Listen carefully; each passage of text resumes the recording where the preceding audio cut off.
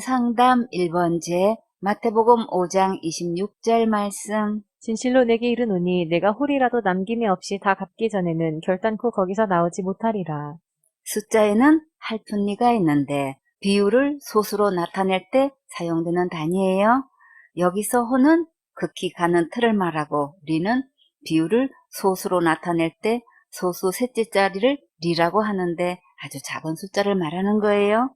아주 작은 숫자에 이르는 0.001%의 작은 죄라도 남김없이 다 갚지 않으면 결탄고 감옥에서 나올 수 없다는 심각한 문제가 있어요. 율법 613가지 중에 단 한 가지라도 범하면 어디 가나요? 지옥 가지요. 많은 사람들이 말하기를 원죄는 예수님이 해결하셨지만 큰 죄 지으면 지옥 가고 고범죄 지어도 지옥 가고 자범죄는 날마다 회개하지 않으면 지옥 간다고 하지요.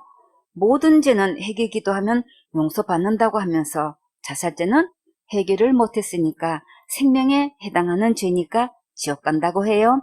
그러면 큰 죄나 고범죄나 자살죄는 예수님의 보혈로도 덮을 수 없냐고 질문하면 너무나 많은 사람들이 덮을 수 없다고 대답했어요.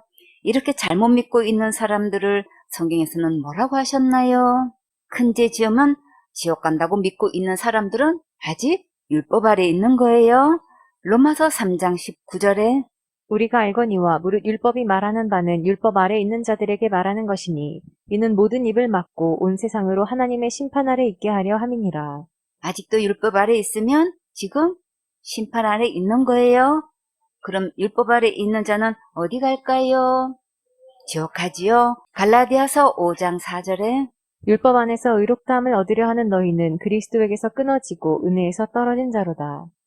천국은 예수님의 은혜로 가는데 율법 아래 있으면 예수님과 떨어져 있는 거예요. 아직도 지옥 갈 죄가 남아있는 사람은 결단코 천국에 들어갈 수 없어요.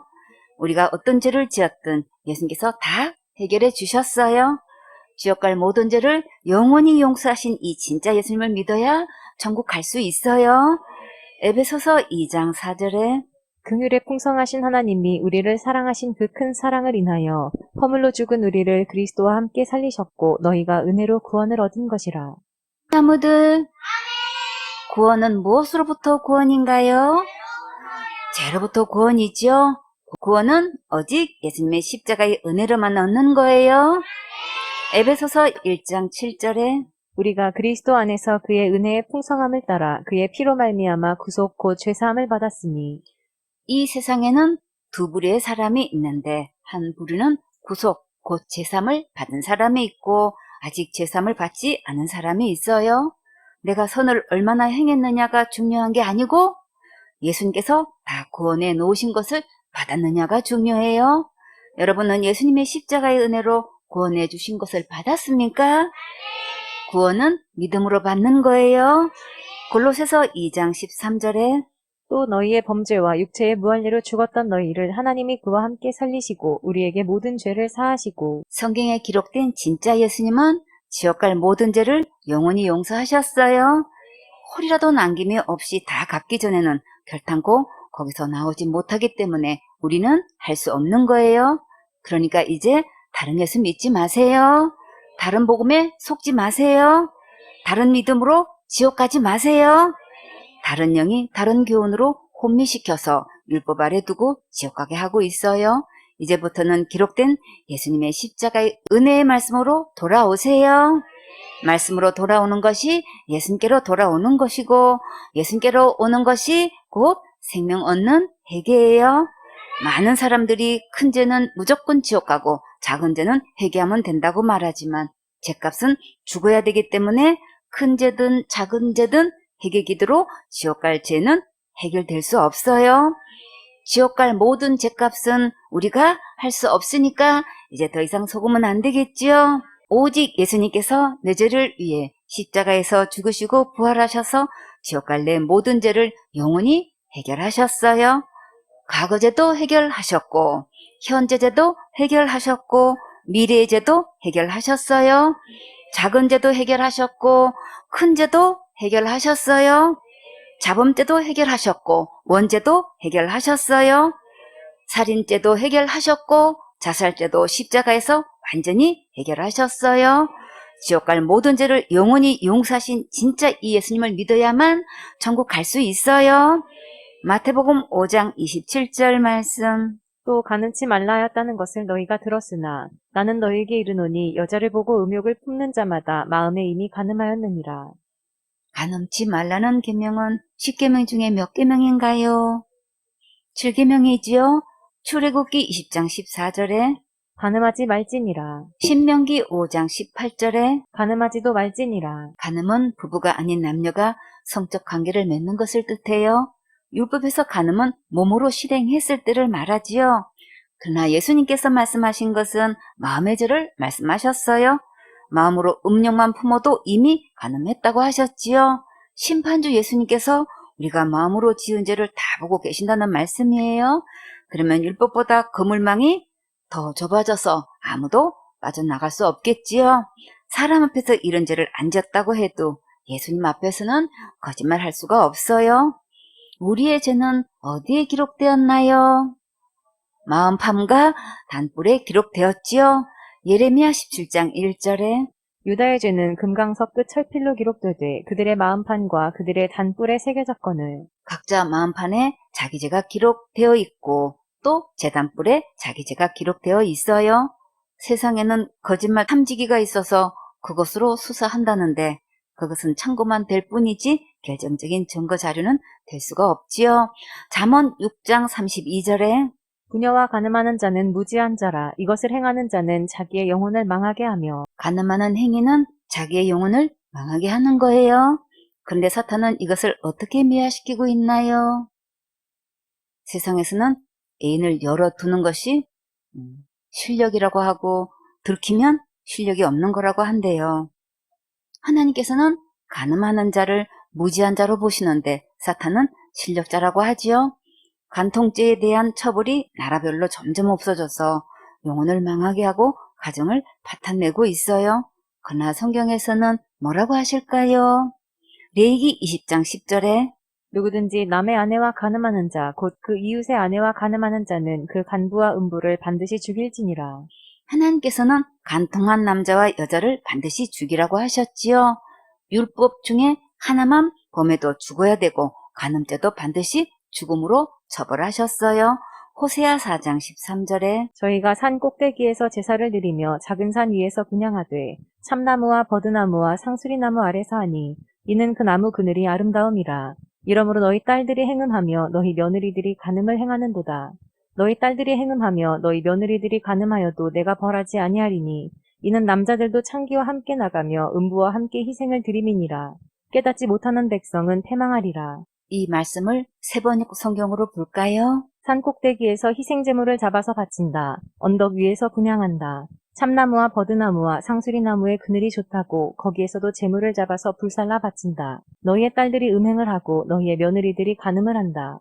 너희 남자들도 창녀들과 함께 음행을 하고 창녀들과 함께 희생제사를 드리는데 너희 딸들이 음행을 한다고 벌하겠느냐? 너희 며느리들이 간음을 한다고 벌하겠느냐? 깨닫지 못하는 백성은 망한다. 이방 제사에서는 제사를 드릴 때 여사제와 남사제와 함께 음란 행위를 하는데 이스라엘 백성들이 여기에 현혹되어서 우상을 섬김으로 패망하게 되었어요. 딸을 이방 제사에서 봉사하게 해서 희생 제물을 바치는 남자와 음행을 하게 하고 며느리까지 희생 제물을 드리면서 이렇게 사제들과 간음한다는 게 정말 충격이지요. 성경에서 이런 자가 누가 생각나나요? 미디안 족장 수르의 딸 고스비 사건이 생각나지요?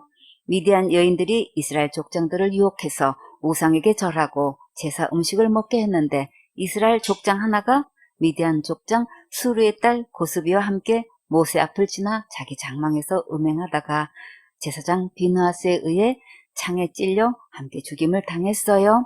역대상 5장 25절에 저희가 그 열조의 하나님께 범죄하여 하나님이 저희 앞에서 멸하신 그 땅 백성의 신들을 간음하듯 섬긴지라.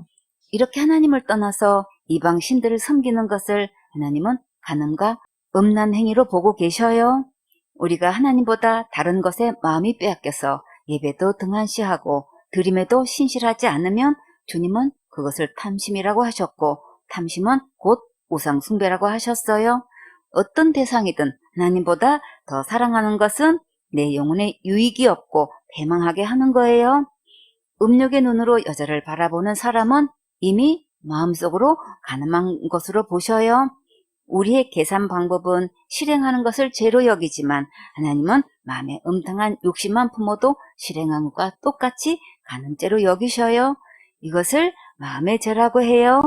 레위기 20장 10절에 누구든지 남의 아내와 간음하는 자, 곧 그 이웃의 아내와 간음하는 자는 그 간부와 음부를 반드시 죽일지니라. 이웃의 아내와 간음하는 자는 어떻게 죽임을 당했나요? 성읍 사람들이 돌로 쳐 죽였지요. 신명기 22장 21절에 처녀를 그 아비 집 문에서 끌어내고 그 성읍 사람들이 그를 돌로 쳐 죽일지니 이는 그가 그 아비 집에서 창기의 행동을 하여 이스라엘 중에서 악을 행하였음이라. 너는 이와 같이 하여 너의 중에 악을 제할지니라.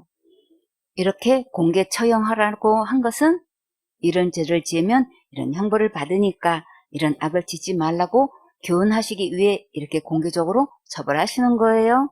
간음에는 육적인 간음, 마음의 간음, 영적인 간음이 있어요. 영적인 간음죄에 대해서 한번 살펴볼까요? 이사야 54장 5절에 이는 너를 지으신 자는 내 남편이시라. 그 이름은 만군의 여호와시며 내 구속자는 이스라엘의 거룩한 자시라. 온 세상의 하나님이라 칭함을 받으실 것이며 하나님은 우리를 지으신 분이시고 만군의 하나님이시고 구속자시고 거룩하신 분이시고 온 세상의 하나님이시고 우리의 남편이세요.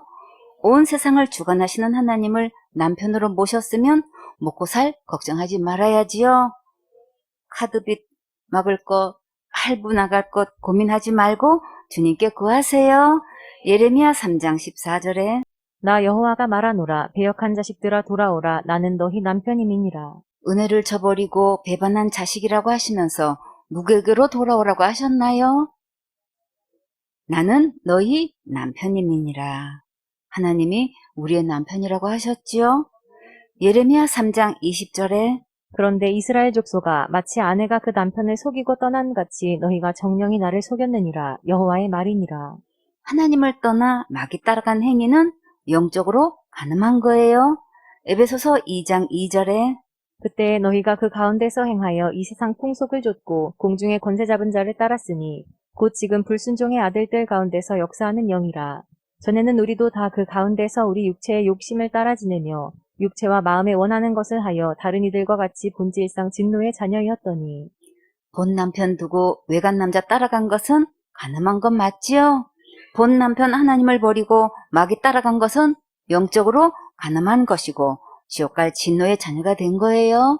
율법으로 우리는 다 가늠한 자고 돌에 맞아 죽어야 하고 지옥갈 수밖에 없는데 여기서 나를 구해 주실 수 있는 분은 오직 누구실까요?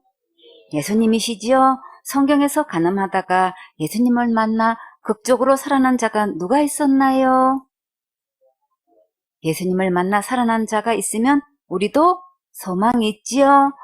그 주인공을 한번 만나볼까요? 다 같이 고고 계속 전진. 요한복음 8장 1절에 예수는 감람산으로 가시다. 아침에 다시 성전으로 들어오시니 백성이 다 나아오는지라. 앉으사 저희를 가르치시더니 성경에서 가장 부러운 장면이 이렇게 예수님의 가르침을 받는 거예요. 예수님께 가르침을 받는 것은 세상에서 가장 행복하고 즐겁고 신나는 큰 기쁨이지요. 아침에 성전에 와서 예수님께 가르침을 받고 있는 가장 행복한 시간에 어떤 사건이 일어났을까요? 요한복음 8장 3절에 서기관들과 바리새인들이 간음 중에 잡힌 여자를 끌고 와서 가운데 세우고 예수께 말하되 선생이여 이 여자가 간음하다가 현장에서 잡혔나이다. 모세는 율법에 이러한 여자를 돌로 치라 명하였거니와 선생은 어떻게 말하겠나이까? 서기관들과 바리새인들이 예수님께 간음한 여자를 끌고 와서 이런 자는 율법에 돌로 치라고 하였는데 선생은 어떻게 하겠냐고 왜 물었을까요? 율법과 반대로 돌로 치지 말라고 하면 예수님을 고소하려고 그랬지요. 요한복음 8장 6절에 저희가 이렇게 말함은 고소할 조건을 얻고자 하여 예수를 시험함이러라. 예수께서 몸을 굽히사 손가락으로 땅에 쓰시니 예수님께서 손가락으로 땅에 뭐라고 쓰셨을까요? 죄 없는 자가 먼저 돌로 치라고 쓰셨을까요? 요한복음 8장 7절에 저희가 묻기를 마지 아니하는지라. 이에 일어나 가라사대 너희 중에 죄 없는 자가 먼저 돌로 치라 하시고 율법대로 돌로 치라고 하셨으니까 이제 고발할 수가 없겠지요. 근데 누가 먼저 돌로 치라고 하셨나요? 죄 없는 자가 먼저 치라고 하셨지요. 이 절묘한 대답에 감탄과 탄복이 저절로 나오지요. 어떻게 말씀 한마디로 이렇게 서기관과 율법사들을 통쾌하게 제압할 수 있을까요? 정말 너무나 멋지지요. 박수해 드리세요.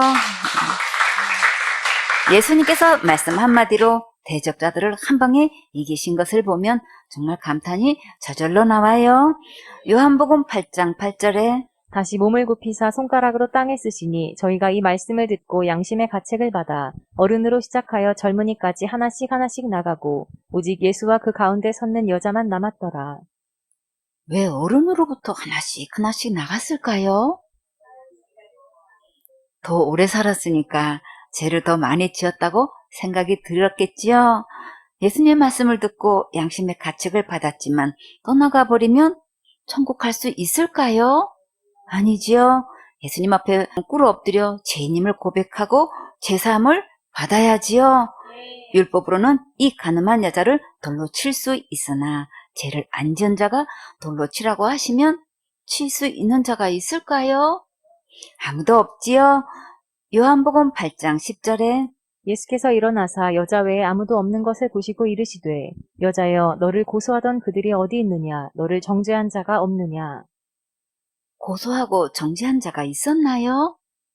하나도 없었지요. 처음에 이들이 무엇으로 가늠한 여자를 고소했었나요? 율법으로 고소했지요. 그러면 율법만 없으면 우리를 고소할 자가 아무도 없겠지요. 우리를 정죄할 자도 없겠지요.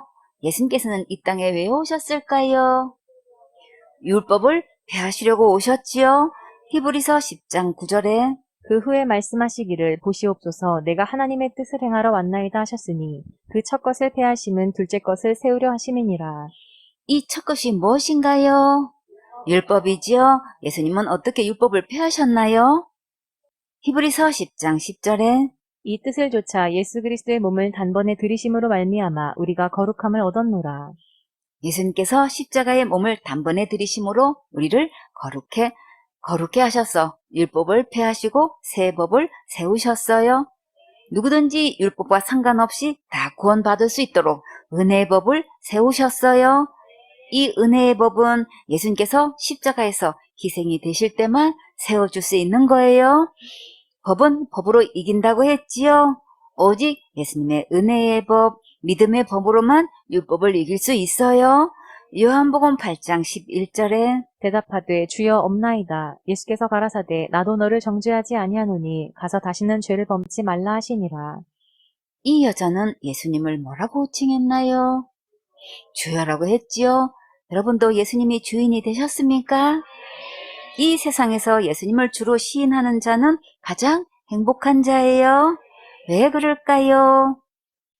예수님을 믿으면 죄로부터 완전히 해방되고 천국 갈 수 있으니까 정말 행복하지요. 로마서 8장 1절에 그러므로 이제 그리스도 예수 안에 있는 자에게는 결코 정죄함이 없나니 이는 그리스도 예수 안에 있는 생명의 성령의 법이 죄와 사망의 법에서 너를 해방하였음이라. 어떤 율법에서도 능히 살릴 수 있으신 이 진짜 예수님께로 오세요. 그러면 지옥 갈 모든 죄로부터 구원받을 수 있어요. 예수님 안에 있으면 하늘나라 생명의 성령의 법으로 나를 안전하게 천국 갈 수 있도록 보장해 주셔요. 여러분은 율법으로 정죄함이 없도록 예수님께서 십자가에서 다 해결해 주신 것이 믿어졌습니까? 너를 정죄한 자가 없느냐? 다 같이 주여 없나이다. 너를 고소하던 자들이 어디 있느냐? 다 같이 주여 없나이다. 이 복음이 깨달아져야 구원받을 수 있어요. 나도 너를 정죄하지 아니하노니 가서 다시는 죄를 범치 말라 하시니라. 예수님께서 이 여자에게 정죄하지 않는다고 하신 이 말씀이 여러분에게 하신 말씀으로 믿어졌나요? 그러면 여러분은 가장 행복한 주인공이에요. 예수님께서 정죄치 않는다고 하셨으니까 이제 막 살아도 되나요? 절대 아니지요. 가서 다시는 죄를 범치 말라고 하셨지요. 다시 죄를 범하면 받은 구원 잃어버려서 천국 갈 수 없으니까 그랬을까요? 아니지요. 천국은 예수님의 십자가의 은혜로 가는 것이기 때문에 절대 잃어버리지 않아요. 그러나 만약에 또 이런 죄를 범하면 예수님 안에 있는 진정한 기쁨도 없고 즐거움도 없고 평안도 없어지고 또 다른 사람에게 붙잡히면 죽임을 당할 수도 있으니까 더 이상 이런 죄를 지으면 안 되겠지요. 시편 51편 12절에 주의 구원의 즐거움을 내게 회복시키시고 자원하는 심령을 주사 나를 붙드소서. 다윗이 바세바 사건으로 범죄했을 때 어떻게 기도했나요? 구원의 즐거움을 회복시켜 달라고 기도했지요. 은혜로 한 번 받은 구원은 영원한 구원이라 절대 빼앗기거나 잃어버리지 않아요. 생존의 식구들은 모두 오직 예배 성공하고 드림의 우선순위 바로 해서 상상 초월로 축복받고 영원한 상급 받는 행복한 멋진 주인공 되세요.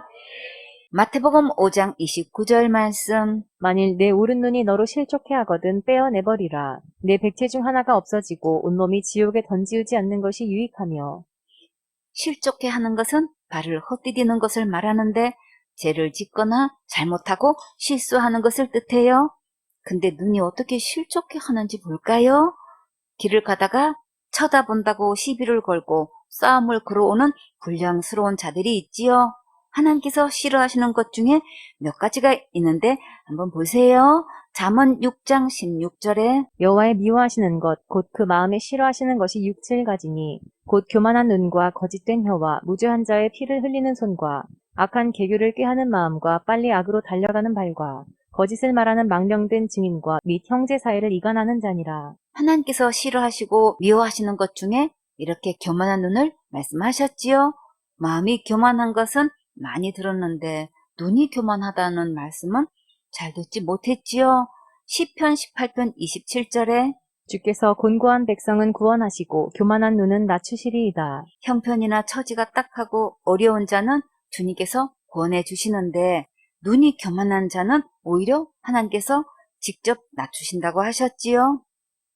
우리가 공고한 일을 만나면 걱정하지 말고 아름답게 해결해 주실 주님께 아뢰세요. 어떤 일에 우리는 내가 했느냐 안 했느냐 옳으냐 그르냐 거짓이냐 진실이냐를 사람과 따지지 말고 주님께서 내 편이 되시도록 겸손한 눈이 되어서 곤고한 사정을 주님께 간절히 아뢰고 가장 아름답게 해결해 주실 주님께 맡기세요. 그러면 주님께서 합력선 전화위복으로 다 좋게 멋지게 아름답게 일해 주셔요. 이사야 2장 11절에 그날에 눈이 높은 자가 낮아지며 교만한 자가 굴복되고 여호와께서 홀로 높임을 받으시리라. 공정하신 하나님께서 결국 눈이 높은 자는 낮아지게 하시고 교만한 자는 굴복되게 하셔요. 억울한 일을 당하고 오해를 받아도 조연하게 주님 바라보면 간증할 수 있도록 아름답게 일해 주셔요. 잠언 21장 4절에 눈이 높은 것과 마음이 교만한 것과 악인의 형통한 것은 다 죄니라. 눈이 높은 것은 거만한 눈을 말해요. 거만한 자는 잘난 체하며 뽐내고 건방지고 남을 업신여기고 오만방자하여 온갖 하는 일이 자기 뜻대로 잘 되는 것처럼 보이고 큰 소리 쳐도 하나님께서는 다 죄라고 하셨어요. 마음이 교만한 것, 오만한 마음, 악인의 형통한 것, 못된 짓 일삼는 자들, 악인의 성공하는 것은 다 하나님께 죄를 짓는 것이고 결국 다 그 죄값을 받게 돼요. 잠언 23장 6절에 악한 눈이 있는 자의 음식을 먹지 말며 그 진찬을 탐하지 말지어다. 대저 그 마음의 생각이 어떠하면 그 위인도 그러한즉 그가 너더러 먹고 마시라 할지라도 그 마음은 너와 함께하지 아니함이라.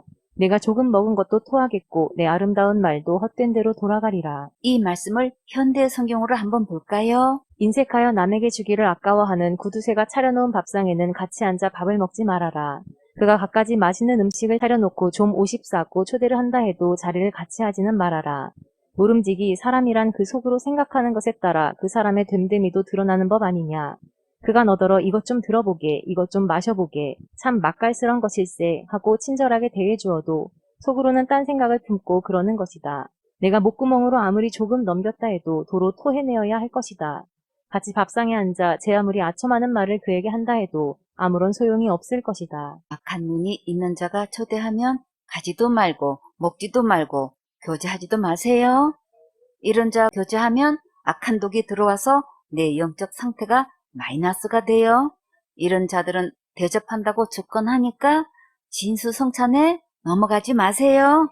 잠언 28장 22절에 악한 운이 있는 자는 재물을 얻기에만 급하고 빈궁이 자기에게로 임할 줄은 알지 못하느니라. 악한 눈이 있는 자는 재산을 모으는데 급급하지만 가난이 닥쳐올 것은 모르지요.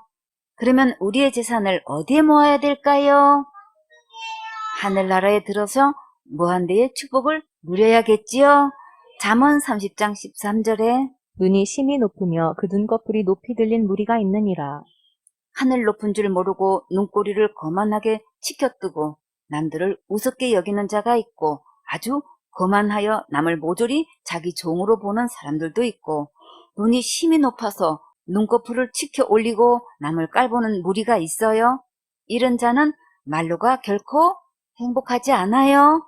생선의 식구들은 모두 언제 보아도 겸손한 눈, 언제나 남을 도와주려는 눈, 상대방의 좋은 점을 찾아내어 칭찬하는 눈, 어떤 어려움이 닥쳐도 오직 주님 바라보는 눈, 주님께 감사하고 찬양하는 최고로 아름다운 눈이 되세요. 잠언 6장 25절에 내 마음에 그 아름다운 색을 탐하지 말며 그 눈꺼풀에 홀리지 말라. 그녀가 아무리 예쁘고 해간장을 녹일 만큼 눈부시게 아름답다 해도 그 미색에 마음을 빼앗겨서는 안 되지요. 애교 넘치는 눈웃음을 치며 다가온다 해도 그 눈웃음에 빨려 들어가서는 안 되겠지요. 마음에 그런 여자의 아름다움을 탐내지 말고 그 눈짓에 홀리지 마세요. 주님은 이렇게 여색에 넘어가지 말라고 신신당부하셨어요. 성경의 인물 중에 여색에 빠져서 실족한 자가 누가 있었나요? 다시 생각나죠? 삼손도 있어요. 솔로몬도 있어요. 또 아도니아가 있었지요. 이들의 말로가 어떻게 되었는지 그 현장을 찾아가 볼까요? 사무엘하 2장 1절에 그 후에 다윗이 여호와께 물어가로되 내가 유다 한 성으로 올라가리이까? 여호와께서 가라사대 올라가라. 다윗이 가로되 어디로 가리이까? 가라사대 헤브론으로 갈지니라. 여기서 그 후는 사울이 죽고 다윗이 아말렉 사람을 도륙하고 돌아왔을 때예요. 사무엘하 2장 2절에 다윗이 그 두 아내 이스라엘 여인 아히노암과 갈멜 사람 나발의 아내 되었던 아비가일을 데리고 그리로 올라갈 때에 또 자기와 함께한 종자들과 그들의 권속들을 다 데리고 올라가서 헤브론 각성에 거하게 하니라. 다윗이 사울에 쫓겨서 여기저기 도망다니는 처지가 되었을 때 이스라엘 여인 아히노암과 갈멜 사람 나발의 아내 되었던 아비가일을 아내로 삼고 있었어요.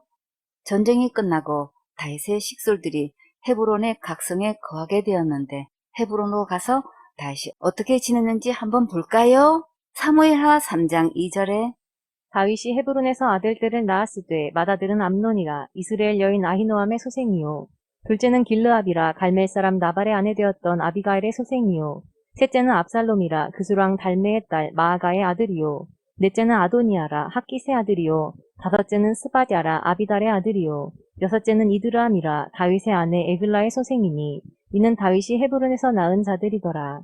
헤브론에서 얻은 아내가 6명이나 되고 아들도 6명이에요. 이것으로 끝났을까요? 사무엘하 5장 13절에 다윗이 헤브론에서 올라온 후에 예루살렘에서 처첩들을 더 취하였으므로 아들과 딸들이 또 다윗에게서 나니 예루살렘에서 그에게서 난 자의 이름은 삼무아와 소밥과 나단과 솔로몬과 이팔과 엘리수아와 네벡과 야비아와 엘리사마와 엘야다와 엘리벨렛이었더라. 다윗이 예루살렘에 올라와서 낳은 아들이 몇 명이 늘었나요? 11명이 늘었지요. 이렇게 아내와 아들들이 많은데 그것도 모자라서 또 누구를 데려왔나요? 바세바를 데려왔지요. 사무엘하 11장 1절에 해가 돌아와서 왕들의 출전할 때가 되매 다윗이 요압과 그 신복과 온 이스라엘 군대를 보내니 저희가 암몬 자손을 멸하고 랍바를 에워쌌고 다윗은 예루살렘에 그대로 있으니라. 저녁 때에 다윗이 그 침상에서 일어나 왕궁 지붕 위에서 거닐다가 그곳에서 보니 한 여인이 목욕을 하는데 심히 아름다워 보이는지라. 다윗이 보내어 그 여인을 알아보게 하였더니 고하되 그는 엘리암의 딸이요 햇사람 우리아의 아내 밧세바가 아니니이까. 다윗이 사자를 보내어 저를 자기에게로 데려오게 하고 저가 그 부정함을 깨끗게 하였으므로 더불어 동침함에 저가 자기 집으로 돌아가니라. 여인이 잉태함에 보내어 다윗에게 고하여 가로되 내가 잉태하였나이다 하니라. 다윗이 여러 아내를 두고도 그것으로 모자라서 전쟁 중에 신하의 아내까지 범하고 남편 우리아를 전쟁에서 죽게 함으로 다윗의 자녀들에게 비참한 결과를 가져왔어요. 압살롬이 반란을 일으켰을 때 다윗이 10명의 후궁을 흥에 남겨두고 피난을 갔는데 아마도 이 후궁들은 아이가 없었던 것 같아요. 자식이 있는데 어미를 두고 아이만 데려가지는 않았을 것 같지요. 그렇다고 해도 어떻게 아내를 두고 갈 수가 있을까요? 정말 악하지요. 이렇게 다윗이 일생 동안 아내를 많이 얻었으나 그 결과는 결코 행복하지 않았어요. 다윗은 바세바 사건으로 영역을 잃었고 자녀들에게 엄청난 비극을 불러왔어요. 열왕기상 15장 5절에 이는 다윗이 햇사람 우리아의 일 외에는 평생에 여호와 보시기에 정직히 행하고 자기에게 명하신 모든 일을 어기지 아니하였음이라. 다윗은 바세바 사건 외에는 하나님께 끝까지 예배드렸고 예물도 수없이 드렸지요. 그 열매로 자녀에 대하여서 엄청난 부귀영화와 강국을 이루고 태평성대를 누리게 해주셨어요. 그래서 각각 자기가 심은 대로 거두는 거예요. 좋은 것 심으면 좋은 것 거두고 나쁜 것 심으면 나쁜 것 거두는 것을 다윗을 통해 분명히 보았지요. 생손의 솔개 식구들은 모두 좋은 것만 심어서 무한대의 축복을 받는 멋진 주인공 되세요. 다 같이 심는 대로 거두리라. 더 크게 심는 대로 거두리라. 더 많이 심는 대로 거두리라. 아멘.